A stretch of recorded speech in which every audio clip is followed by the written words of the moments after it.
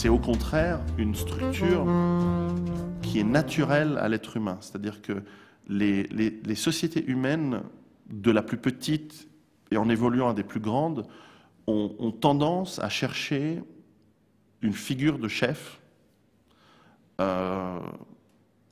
avec plus ou moins de garanties divines qui vont avec, parce que finalement le chef il doit avoir une raison d'être le chef, mais enfin parfois ça ne peut être que des bonnes compétences, d'exemples. Un De Gaulle, par exemple, il a une figure presque royale, je pense, que dans l'histoire française. C'est un roi sans lettres, mais par l'exemple, sur le champ de bataille, entre guillemets, même si c'est autre chose que Philippe Auguste sur son cheval avec son épée lors des croisades, et certainement quand il a défait le roi de... C'était Jeanne Habsbourg à l'époque, non, je crois pas, mais le roi allemand à Bouvines, 1219, c'est ça 14, je sais plus, par là-bas. Et c'est assez naturel de chercher le chef. Donc c'est pas du tout une approche, c'est pas du tout ringard dans mon esprit.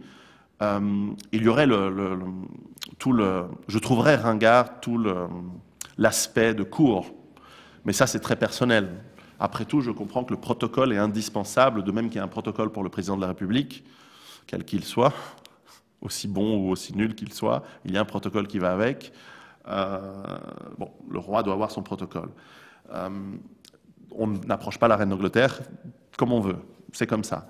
Mais au-delà de cet aspect protocolaire qui peut être plus ou moins ringard, le concept en soi n'est pas ringard. Et même, je trouve qu'il est naturel, il est assez naturel. Et je pense que pour beaucoup de peuples qui vont traverser et là j'utilise le mot peuple, plus que nation, qui vont traverser des périodes difficiles, par définition, je pense qu'ils vont se rattacher à des chefs qui vont monter un exemple et qui vont montrer une volonté de s'attacher à quelque chose de bien pour l'ensemble, pour ce peuple.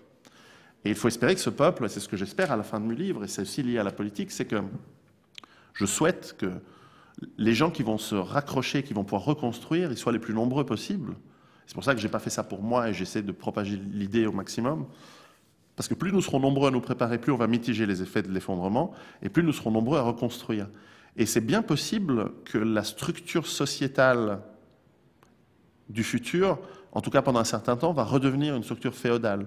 Des gens qui sont prêts, qui savent apporter protection et nourriture aux autres vont être leurs chefs, par définition.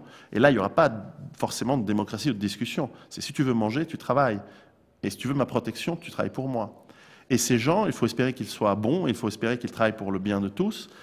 Et par alliance, je pense qu'il y a de fortes chances, c'est pas obligatoire, mais je pense qu'il y a de fortes chances qu'on revienne vers un système proche de la monarchie. C'est absolument pas quelque chose qui me paraît ni farfelu, ni de science-fiction du tout. Et ça, d'ailleurs, j'aurais souhaité plus en parler lors de cette fameuse interview, alors au lieu de devoir me défendre sur du malthusianisme, des choses qui ne sont pas les miennes. Mais peu importe, de toute façon, c'était très amical de toute façon. Mais ce qui est intéressant, c'est que je crois qu'on a l'expérience politique d'imaginer des structures, même si elles sont royalistes, qui soient effectivement beaucoup plus évoluées que le royalisme absolu, que le dictateur avec une couronne sur la tête. Je pense qu'on veut potentiellement autre chose que cela, et en même temps, on veut plus que le roi purement symbolique et protocolaire à la suédoise ou à la hollandaise ou à la danoise ou à la norvégienne. Enfin, la liste est longue. Je pense qu'il peut y avoir un juste milieu entre Louis XIV et Håkon de Norvège. Si c'est encore Håkon qui est roi de Norvège, j'en sais rien en fait.